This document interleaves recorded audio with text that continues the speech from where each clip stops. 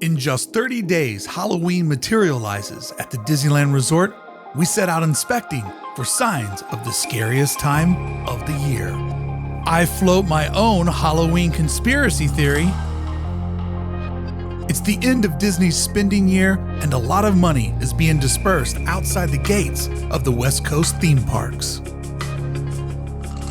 It's your weekly walk around the entire Disneyland Resort as Update Episode 30 begins our countdown to Halloween at Disneyland.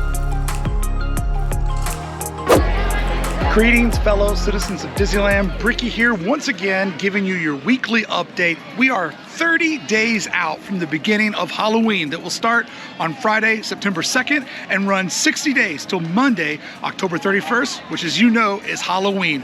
What do you say? We're 30 days away from Halloween kicking off. Let's go around the entire Disneyland Resort and see if we can see any indications that Disney is getting ready for the scariest time of the year.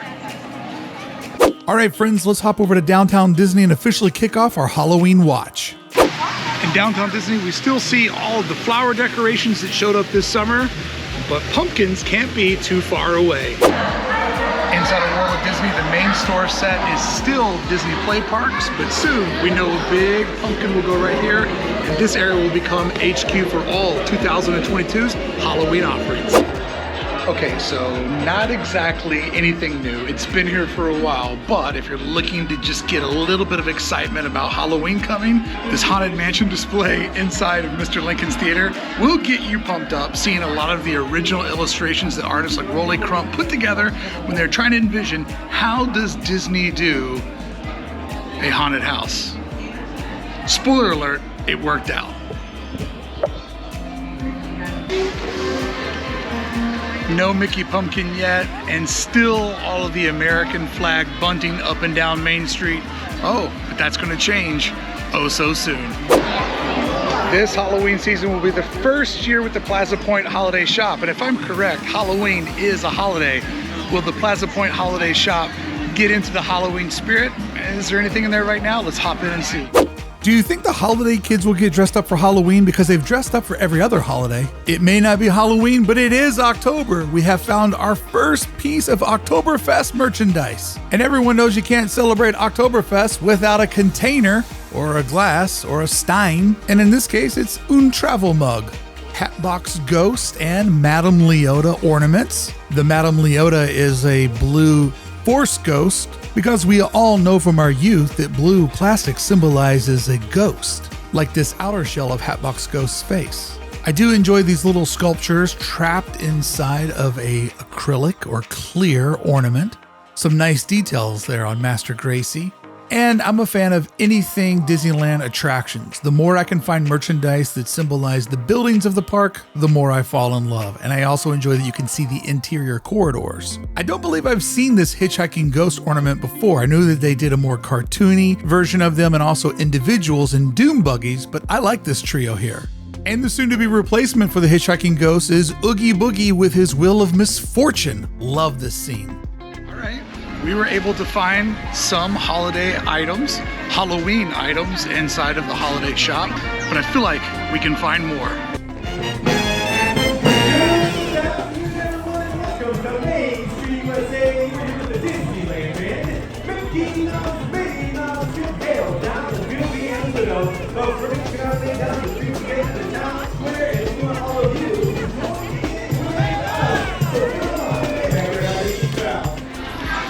Luckily, there's a location where Halloween can always be found, and the Haunted Mansion is celebrated all year long, even when it goes away, both versions, right here at Port Royal. That's right, all year long, if you're looking for Halloween, you won't be caught with your pants down. If you step inside of Port Royal, over on the edge of New Orleans Square, and remember the rule, always look up when inside of a Disneyland shop. Because up high, away from grubby little fingers, is where the storytelling is happening. And if you look around inside of this shop, you'll be able to see so many details from the Haunted Mansion, subtle details, subtle pieces of the story. So if you're someone that thinks that the Haunted Mansion goes down too long for the holiday version, have no fear. Inside of here, you can always get a quick hit of everything that makes the Haunted Mansion so special to us all, and a merchandise, such as this Madame Leota spirit jersey, t-shirt. What do you think about Jamie Lee Curtis being cast as Madame Leota in the upcoming Haunted Mansion film? And what do you think about Jared Leto being Hatbox Ghost? Over-melted candles and clocks reminding us that soon our time will always be up. And look at this helping hand protruding from the wall's column. A subtle call out to Raleigh Crump's hand holding candles. And you can always find all kinds of details around here. Even the places where we're not supposed to go are detailed to the theme of the Haunted Mansion. That's one of the best cast member only doors in the entire resort. Friends, as of release of today's video, there are only 11 more days left to get inside of the Haunted Mansion.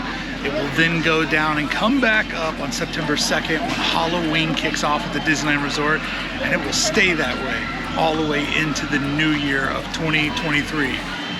Where did this year go to? But we've got about 11 more days left of traditional Haunted Mansion, and then Jack and his friends are going to move in over the span of 2 weeks as we get inside of the Halloween celebration, just 30 days away. Let's hop over to DCA and see if we can find some better luck in the home of Oogie Boogie's Bash.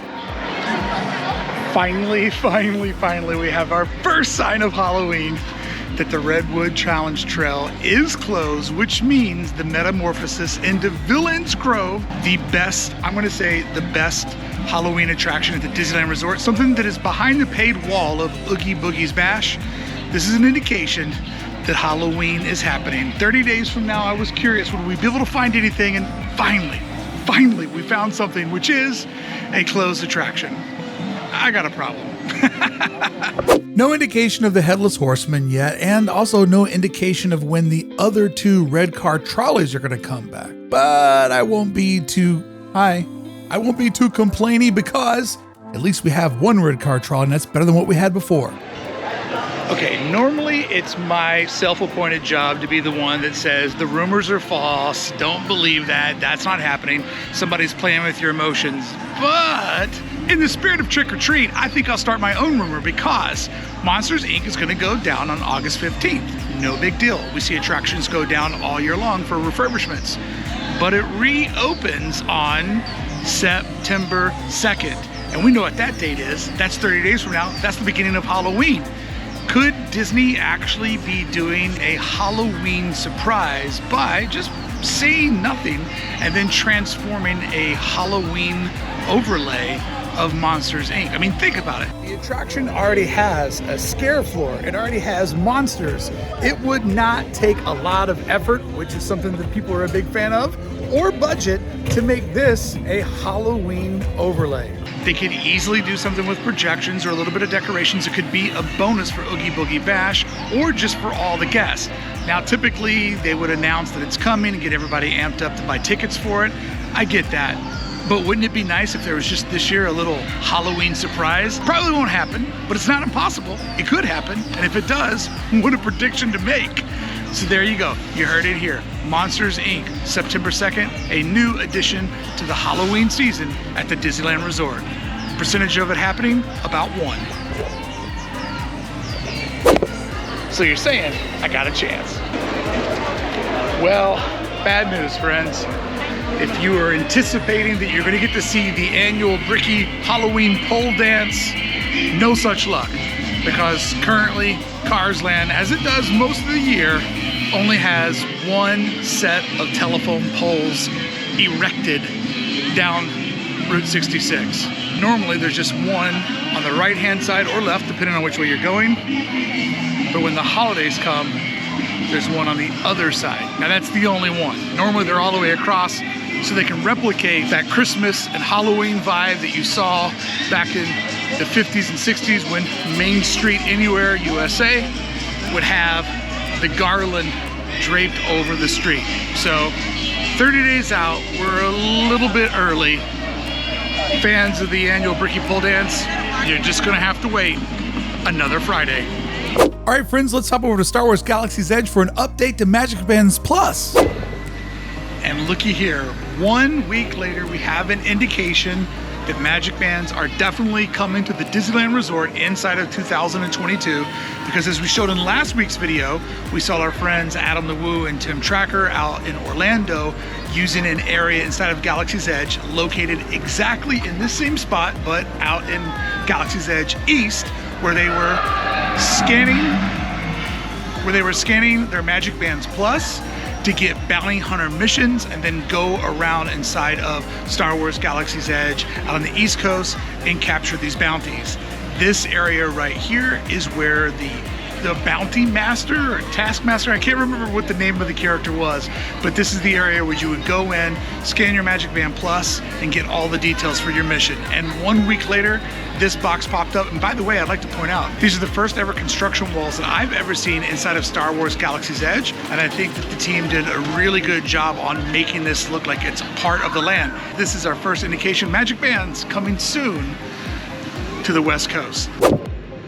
Friends, what do you say? Let's take a lap around the entire Disneyland Resort, checking in on all the new construction projects and construction projects that have been going on for quite some time.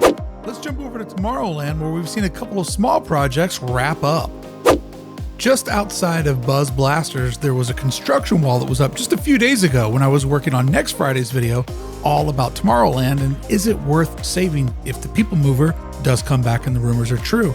You can see that wall is down, and much as I could tell, was just maybe a basic repainting job or a little bit of concrete work. As you remember, this used to be a fast pass distribution area. Those machines have been gone for a while. And then when we go over to the Magic Eye Theater, we can see that last week's construction project once again went away. And I believe it was just a little bit of concrete work over here as well. This also, fun fact, was a fast pass distribution area. And you can see the concrete work, which is looking pretty rough right now, has so many different colors. And I think those darker pieces are what was just taken out and filled in last week. There's a thing that happens in nature. The further that you look out with your eyes, the more things look blue. Do you see that very faint hillside of the Anaheim Hills there? That's what happens in nature. If you look into Mickey and Minnie's Runaway Railway, you can see that they are changing the paint job, which was just layers of green. But now they have added this purple outline as the farthest silhouette in the background of the facade that goes around Mickey and Minnie's Runaway Railway. The only time that we see purple in a skyline is when you get a magical sunset. So I'm thinking maybe they're going with a sunset vibe, which would go along with the idea that Mickey and Minnie's Runaway Railway is a movie that's premiering inside of the El Capitan Theater. If that's what's happening here, I love that level of storytelling, that everything in the land is based around that it's a night, that there's a movie premiering inside this little fictional town of Toontown, and there's that nice purple silhouette off into the distance. Oh, train. How you doing, bud? And something that seems to be happening more and more, Matterhorn bobsleds will be closing on August 8th. We don't have a reopen date. We've seen this attraction go down near annually for long extended periods of times, which is to be expected for a roller coaster set in 1959, which was the first time anybody had ever made a roller coaster like this. So I'm sure the structure needs a lot of improvement as well as relaying of the track. And speaking of relaying the track, the old mine train track is not usable. So you wonder, why are there scrims around the caves of the old mine train? If we zoom into the other cave, you can see that it's all scrimmed out. And I guess it could be three different things. It could be that the structure needs more securing, meaning they need to make it more structurally sound. It could be a basic repaint job. It is the end of Disneyland's year, so they're probably spinning off some budgets on projects that don't necessarily have to get done, but since they have extra money at the end of the year, you better spend that money or you'll lose that money next year. So it could just be a paint job, or maybe it could be some Halloween decorations that are getting planted around the park. Yes, more Halloween. Let's ask some of the locals what they think. Hey guys, excuse me, have you seen Turtle? Turtles? Turtles can go to shells. Okay. Yeah, baby. What the duck is going on with this place, yeah? Frontierland, it used to be so great and grand. I remember endless barbecue, family style, which is important because we had 110 eggs last season. There he goes again with that turtle talk of the turtle takeover. Yeah, baby. I'm ducking mad as shells. You quackers are ruining it for the rest of us here in Frontierland, which Bobby C is going to make great again. You'll see at D23. You'll all see. An old turtle will be right. So I'm going to take that as a no, that you guys don't know what's going on with the cave above you. That's all I was asking about. I didn't need to get into Frontierland social politics. Quacks the ducks off, Brickley. Woo, tough crowd in Frontierland. Let's go back to the parking lot.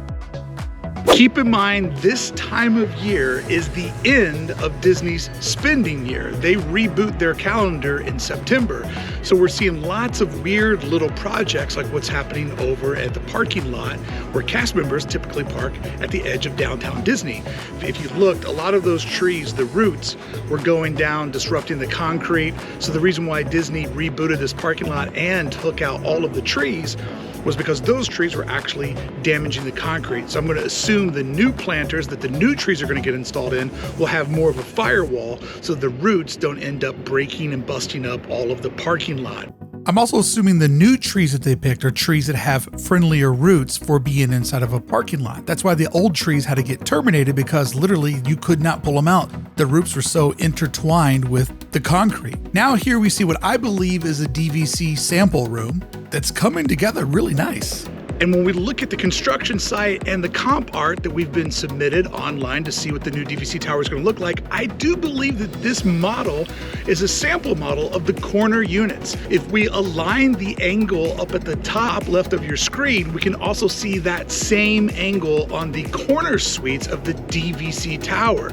I would assume that if you're going to build a sample, you're going to build the top tier one so people can get an idea of their highest expectations, and then the agent would walk you through and say, well, this is the deluxe resort that's X amount of points, but just so you know, if you get one of the smaller rooms, you would get this portion and that portion. So if you're going to build a model, you're going to build the biggest one, and I believe that's what we're looking at.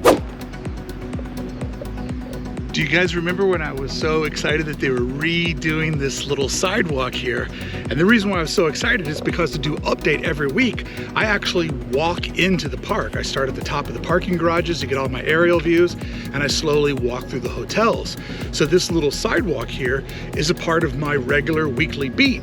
And this sidewalk had so many trees that were breaking up the concrete, making it pretty dangerous. They had painted lines on the sidewalk so that you could see, hey, careful with your step here. This is the exact same thing that was happening over in the parking lot that they just redid. So I'm assuming that when they re-put in the new trees, they have picked trees that won't have quite destructive roots as the original set. But look at this. I love the attention to detail of Disneyland, and this sidewalk now is complete sidewalk perfection. Not one spray painted line telling me, watch out, this might be your next stunt, Bricky. And I love it. The attention to detail is why I love coming here every week and do an update. And look at that. Can I get them to wave? No, they're doing their job. Oh, he waved, he waved. Yeah, that's the guy right there. I am loving this Disney blue that they were replacing with the old Gap khaki, because the two blues together actually does push it forward with your eyes, whereas the khaki just kind of added like a drabness to everything. So yeah, very, very excited to see it. And once again, this is one of those we don't need to do it projects, but if we did do it, it would look better, and we need to spend that end of the year budget money. One of the means of being a good designer is knowing when to say when, and I'm curious, will all of these little panels that you see all around the front courtyard of the Disneyland Hotel, will these also get painted that shade of Disney blue? I don't think so. That might end up being too much, but on further examination, you can tell that all of these are little sound panels. Each one of these panels is placed in a way where it can absorb sound. Therefore, if people are coming and going, the sound is absorbed and is not as loud. That doesn't bother the guests that are staying in the hotel above. So it'll be interesting to see if these panels get placed over, if they get painted like we're seeing up at the top, because I believe those are sound panels up there as well, because sound travels very, very oddly. And as we're looking around the courtyard of the Disneyland Hotel, the front entrance, I love these mid-century modern giant circles that are implanted everywhere all around. If you look up through them, there's actually like a Swiss cheese pattern up at the top, which in mid-century, they love punching circular holes inside of steel and metal structures. So that big overhang awning with all those circles in there, it just adds the time period of which this hotel was designed and mimicked after. This is a basic hotel, but if you really, really dig, there are some beautiful details inside of the Disneyland Hotel, which is soon going to be completed with its fourth and final tower. And while I'm at it, I have to give a shout out to this. While I'm showing you details of the Disneyland Hotel, I have to show you this type I am a type junkie. I love good type, and just look at this bad boy. Just a nice, sturdy sans serif font, actually cast in metal, protruding from the wall, capturing the natural lights and creating a shadow. That's more Tomorrowland than Tomorrowland, and it only says the two most boringest words, Convention Center. But man, oh man, do I love that typography. Oh, and look at this shot. So this is episode 30 of Update, which means for over 30 weeks, I have been filming the progress of this hotel, and man, oh man, has it gotten huge. I haven't been back here in a few weeks, took a little time off and had some other plans when I was at the resort, but my, oh my, look at this wall. It has gotten so tall. So now I'm excited to see, it's gotta be taller than the monorail slide, right? It's gotta be taller than that. That was gonna be one of our first indications of just how, oh, yeah, I would say it's just a little bit taller than the monorail slide. Oh, wow, that thing has taken off. Look at this thing, it has become massively huge. So now that we are easily above the monorail slide, I guess the next benchmark is when will it be as tall as the Frontierland Tower, which it only looks like it's maybe 3 or 4 stories away from being as tall as the Frontierland Tower. That's crazy, that happened fast. And we can also see over on the Adventureland Tower, there's scrims all across the top. I really wish that there was a way to give the Adventure Tower a nice balcony where we could go up there and watch the fireworks show at night. When they were going to build that hotel in downtown Disney that got canceled, there was actually plans for doing a rooftop restaurant where you could sit up there and have a premier fireworks viewing experience. It would be so great if that was possible at the top of the Adventureland Tower. It's going to be fun to look back at this footage and just figure out how much actually gets painted the new brighter white and baby blue. Now stepping over to the Pixar Pier Hotel, I'm going with that name.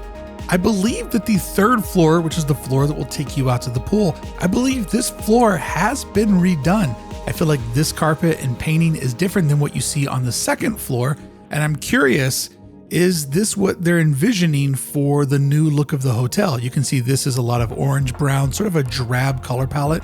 And when we go back up on the 2nd floor, we see lots of blues. Now, I heard that there was a hidden Mickey in the elevator on one of the surfboards, but I'm having a hard time finding it right now. In the lobby, there is an old carousel creature, a dolphin, from the original version. This was on Jesse's Roundup. Remember when it was Neptune and there was various different animals going all the way around? And up at the top, it had a fictitious story of photos of lots of old California piers. Some were realistic, some weren't. But it's nice to see that this dolphin, this old ride vehicle, is still alive inside of the hotel. Always love when you can see the history of the parks preserved around the parks. I enjoy the Jesse version so much more, but it is nice to see this little throwback nostalgia of DCA 1.0. Well, boys, where have you been? I've been waiting for you since the end of May to get back to work in the old downtown Disney dirt patch. We see some folks over there working by the monorail, and we see some heavy machinery showing up over on the far end. June 2nd is when we noticed that there was no work happening. The last work we actually saw, I believe, was like around May 24th, but you can see now they're getting back to work. Even though a lot of people weren't really excited about the last round of comp art that we saw, it'll be interesting to see how all of this comes together. And over on the far end here, you can see they've put up some sheds, some temporary structures to probably keep tools in. And in downtown Disney, we see the construction walls have been updated. It's done in a really smart way where you can come up here and actually get a photo with one of your favorite princesses. I decided to go with the OG, Mrs. White, if you're nasty. But what a great idea to not only advertise the Princess Collection, but to do it in a smart way where guests can come up, take a photo with the princess, pose, do something fun, creative, make a TikTok, make a story. Like, this is really smart marketing in what should just be construction walls. Remember, at the beginning of the year, these were just solid colors. Then we saw them turn into promotion for Star Wars. And now we see it celebrating the Princess Collection. This is the smartest one yet, though. This is very smart marketing, and I love it. It's not Monday, it's not a live stream, but how about a hot take? I know a lot of people are giving the new color palette for Ralph Brennan's Kitchen a lot of flack, and I actually really love it. I like making this building more of one color. I like having the more modern accents. Like, I've always found this building to be a mess, so I'm not mad about it getting to more of a modernism approach. Easily my least favorite building in all of downtown Disney. I mean, this is what it looked back on May 26th. That's like macaroni and cheese yellow. Just too many ideas. I like the idea of streamlining it into one consistent thought and matching everything else. You know, for instance, we're talking about end of the year budgets. You have to think that right here, this is one of those projects that they could have done fine without actually redoing it. But if you did have money left in the end of the year budget, why not go ahead and give this a repaint and recoat and hopefully get it back up in time for Oogie Boogie's Bash, because most of the time I see this thing get used, both in my own experiences and many other guests, is during the after hours parties when there's normally a couple of signature cocktails here. So yeah, just seeing all the little things that could have gone a year without getting updated, but thankfully there was budget and money left over to make everything nice and new. Well, friends, my 30-day Halloween hunt may have been a bust, but I tell you what wasn't. The time that I rode the Disneyland Railroad for 16 hours, setting a personal record. If you want to watch a fun and interesting different video about Disneyland, check out this video right here. And thank you so much to all my friends at Club 1313 for making today's news update possible.